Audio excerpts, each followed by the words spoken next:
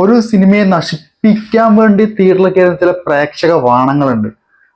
അങ്ങനെയുള്ള ആളുകൾ ഒന്നില്ലെങ്കിൽ തിയേറ്ററിലേക്ക് വരാതിരിക്കുക. ഈ ചെറിയ പണ്ടൊക്കെ ആണെങ്കിൽ കുറച്ച് മുമ്പൊക്കെ ചെറിയ ചെറിയ കൊച്ചുങ്ങളെ കൊണ്ടൊക്കെ തിയേറ്ററിൽ വന്ന് അവരുടെ കരച്ചിൽ കേട്ടിരുന്ന് നമുക്ക് ഇറങ്ങി വരേണ്ട അവസ്ഥ ഉണ്ടായിട്ടുണ്ട്. ഇതിപ്പോ അങ്ങനെയല്ല. ഇങ്ങനെയുള്ള ഇപ്പൊ റീസെന്റ് ഇറങ്ങിയിട്ടുള്ള ഈ ഹൊറർ സിനിമകളിലൊക്കെ അനാവശ്യമായിട്ടുള്ള കമന്റ് അടിക്കുന്ന കുറെ മലവാണങ്ങളുണ്ട്, അങ്ങനെ തന്നെ പറയാൻ പറ്റുള്ളൂ.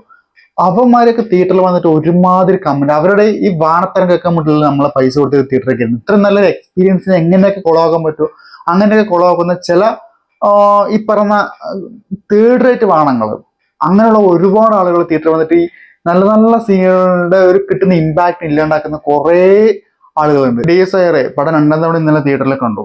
ഇന്നലെ വൈഫിനോട് കൂടെ തിയേറ്ററിൽ കണ്ടു. ഗംഭീരമായിട്ടുള്ള പല സീൻസുകളിലും വന്നിട്ട് അനാവശ്യമായിട്ടുള്ള, ഞാൻ മുൻപത്തെ വീഡിയോ ചെയ്ത ഫസ്റ്റത്തെ റിവ്യൂ ചെയ്ത് അതേ ഒരു പ്രേക്ഷകത്തിൽ മാറ്റം വന്നിട്ടില്ല ചില ആളുകൾക്ക്. പിന്നീട് അവർ സൈലന്റ് ആവുന്നുണ്ട്. പക്ഷേ നമുക്ക് കിട്ടുന്ന ചില പേടിപ്പെടുത്തുന്ന സസ്പെൻസ് കിട്ടുന്ന പെട്ടെന്ന് മുന്നിൽ നിന്ന് പിടിക്കുന്ന ഒരു സിനിമയല്ല മുൻപ് പറഞ്ഞ പോലെ. പക്ഷെ ആ ഒരു ഒഴുക്കിനൊപ്പം നമ്മൾ ഈ പടത്തിന് കൂടെ പോകുന്ന സമയത്ത് കിട്ടുന്ന ഒരു ഫീൽ ഉണ്ട്, പേടിപ്പെടുത്തുന്ന ഫീൽ ഉണ്ട്. അത് ഞാൻ ഫസ്റ്റ് രണ്ടാമത് കണ്ടുകൊണ്ടാണെന്നറിയില്ല. പക്ഷെ ചില ബാഡ് എക്സ്പീരിയൻസ് തിയേറ്ററിൽ വന്നിട്ട് അനാവശ്യമായിട്ട് കമന്റ് അടിക്കുക, അവരുടെ കോമാളിത്തരങ്ങൾ വിളിച്ചു പറയുക. പക്ഷെ അതൊരു അരമണിക്കൂർ ഒരു മണിക്കൂറൊക്കെ ആ ഒരു ഫ്ലോ, അങ്ങനെ പടമാകെ രണ്ടര മണിക്കൂർ തികച്ചില്ല. അപ്പൊ അതിൽ പകുതിയോളം വമ്മാരുടെ ഒരു കാട്ടിക്കൂട്ടലും വമ്മാരുടെ കോമാളിത്തരം കേട്ടിട്ട് നമ്മൾ ഡിസ്റ്റർബായിട്ട് സിനിമ കാണേണ്ട അവസ്ഥയാണ്. ആദ്യത്തെ ഫസ്റ്റ് ദിവസം മുമ്പ് അത് കുറവായിരുന്നു സത്യം പറഞ്ഞാല്. ആദ്യത്തെ ഷോയ്ക്ക് പോകുന്ന സമയത്ത് ഇങ്ങനെയുള്ള ആളുകൾ കുറവായിരുന്നു. ഇതിപ്പോ രണ്ടാമത്തെ പ്രാവശ്യം പോകുമ്പോൾ ഒരു മാറ്റം വന്നിട്ട് കൂടിയിട്ടുള്ളൂ ഇന്നത്തെ ആളുകൾ. എന്തിനാണ് ഇവന്മാരൊക്കെ തിയേറ്ററിൽ വന്ന് നല്ലൊരു എക്സ്പീരിയൻസ് കളയുന്നതാണ് ഇത്. ഒന്നില്ലെങ്കിൽ എല്ലാ പടം, എന്നെ സംബന്ധിച്ച് എല്ലാ പടം തിരക്കുള്ള സമയത്ത് പോയി കാണുന്ന എൻ്റെ ആഗ്രഹം, ഫസ്റ്റ് ഡേത്തിനെ കാണുന്ന എൻ്റെ ആഗ്രഹം. പക്ഷെ ഈ പടം ആരും ഇല്ലാത്ത സമയത്ത് ഒഴിഞ്ഞ തിയേറ്ററിൽ പോയി കാണുന്നതാണ് ആ എക്സ്പീരിയൻസ് കിട്ടുള്ളൂ. കുറച്ച് കാലത്തിന് ശേഷം ആദ്യമായിട്ടാണ് 2 സിനിമ അടുപ്പിച്ച് 2 ദിവസങ്ങളിൽ കീഴിപ്പെടാറുണ്ട്. First cinema Manjummel boys release ദിവസം പോയി ഒരാഴ്ച കൊണ്ടും ആ സിനിമ കാണാൻ പോയിരുന്നു. അപ്പൊ 2 തവണ ഒരേ തിരക്കായിരുന്നു. അതിനുശേഷം വരുന്ന ഈ പടം കാണാൻ പോയിട്ട് അടുപ്പിച്ച് 2 തവണ.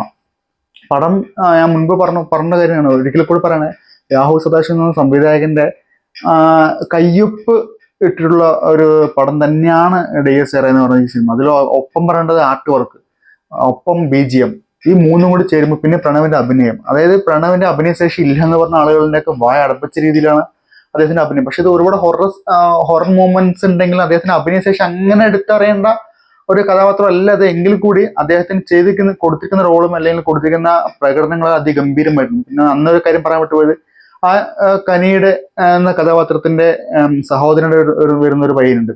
ആ പയ്യനെ കാണുമ്പോൾ നമുക്ക് ചില സമയത്ത് ചില പയ്യന്റെ മുഖഭാവങ്ങളൊക്കെ കാണുമ്പോൾ നമുക്കൊരു പേടിയാവും.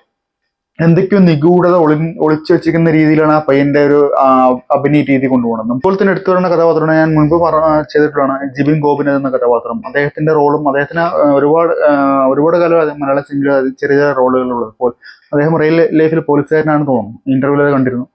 5 വർഷത്തേക്ക് കുറച്ചു കാലത്തേക്ക് അവധി എടുത്തിട്ടാണ് സിനിമയിലേക്ക് വന്നിരിക്കുന്നത്. നല്ല കിട്ടിയ റോൾ അതിഗംഭീരമായിട്ട് ആൾ ചെയ്തിട്ടുണ്ട്. ഒപ്പം തന്നെ ഈ പറഞ്ഞ പയ്യനും, അതിൽ കഥാപാത്രം വളരെ കുറവാണ് ഈ സിനിമയിൽ വന്നിട്ട്. ഒരു 6-7 കഥാപാത്രങ്ങളെ കുറച്ച് കൂടുതലായിട്ടുള്ളൂ. പിന്നെ 1-2 ക്യാമിയ റോള് വരുന്നുണ്ട്. അതെല്ലാം പെർഫെക്റ്റ് ആയിട്ടുള്ള രീതിയിൽ എടുത്തു വെച്ചിട്ടുണ്ട്. അതിൽ ആർട്ട് വർക്കായാലും BGM ആയാലും ഓരോരോ മൂവ്മെന്റ്സ് ആയാലും നമുക്ക് അടുത്ത് എന്ത് സംഭവിക്കും. എൻ്റെ അടുത്തിരുന്ന എൻ്റെ ഫ്രണ്ടൊക്കെ കൈയൊക്കെ 2 കണ്ണും പൊത്തിട്ടാണ് കണ്ടത്, വൈഫ് അടക്കം. അപ്പോൾ രണ്ടാമത്തെ കണ്ടതുകൊണ്ട് എനിക്ക് ആ ഒരു പേടി, നമുക്ക് എവിടേക്കാണ് ഇത് സംഭവിക്കുന്നത് നമുക്ക് അറിയാൻ പറ്റും. എങ്കിൽ കൂടി രണ്ടാമത് കാണുമ്പോഴും ഒരു ഭയം ഉണ്ടാക്കുന്ന ഒരു രീതിയിൽ എടുത്തു വെച്ചിട്ടുണ്ട് സംവിധായകൻ. പ്രത്യേകിച്ച് ഇതിന്റെ BGM ഒക്കെ വെക്കുന്ന ഒരു അടുത്ത സീനിൽ നമുക്കിത് സംഭവിക്കുന്ന അറിയാമെങ്കിൽ കൂടി നമ്മൾ ആ ഒരു ലെവലിലേക്ക് നമ്മൾ പോകും. പടം 2 തവണ രാത്രി പോയി കണ്ടത് പടം. ആ തിരിച്ചു വരുന്ന സമയത്തുള്ള ഒരു പേടി, പ്രത്യേകിച്ച് ഈ വിജനമായ വഴിയിലൂടെ പോകുന്ന സമയത്തുള്ള ഒരു എക്സ്പീരിയൻസ് പറയുന്ന നല്ലൊരു അത് അനുഭവിച്ചെന്ന് അറിയണം.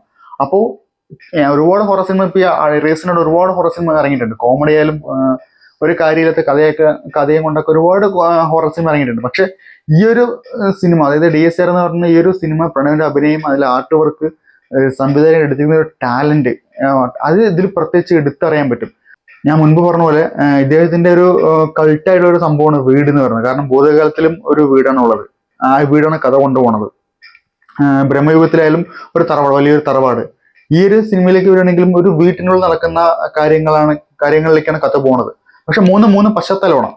എങ്കിൽ കൂടി ആ ഒരു ലെവലിലേക്ക് എടുത്ത് എന്താ പറയുക, നമ്മളാ വീട്ടിനുള്ളിൽ പെട്ട പോലെയോ. അതിലും പടത്തിന് നല്ല രീതിയിൽ ആള് കയറുന്നുണ്ട്, നല്ല രീതിയിൽ റിവ്യൂസ് വരുന്നുണ്ട്, കളക്ഷൻ വരുന്നുണ്ട്. പക്ഷെ കല്ലുകടിയായിട്ട് തോന്നുന്ന ഇങ്ങനെയുള്ള ചില ആളുകൾ, അതുകൊണ്ടാണ് ഇപ്പൊ ഇന്നും കൂടി ഈ വീഡിയോ ചെയ്യാനുള്ള കാരണം. ഇങ്ങനെയുള്ള ഡിസ്റ്റർബായിട്ട്, മറ്റുള്ളവർക്ക് ഡിസ്റ്റർബായിട്ട് വരുന്ന ഒരു കമന്റ് ഒന്നും അടിക്കാതിരിക്കുക ദയവ്. കാരണം ഇത് അങ്ങനെയുള്ള സിനിമയല്ല, ഒരു മാസോ ക്ലാസ്സോ ഉള്ള ഒരു സിനിമയല്ല. ഒരു ഫ്ലോ പോലെ നമ്മൾ കണ്ടുകൊണ്ടിരിക്കുമ്പോൾ ആ ഒരു പേടി നമുക്ക് ഫീൽ ചെയ്യുള്ളൂ. നമുക്ക് ഹൊറർ സിനിമ ഇഷ്ടപ്പെടുന്ന ആളുകൾക്ക് ധൈര്യമായിട്ട് ടിക്കറ്റ് എടുക്കാം.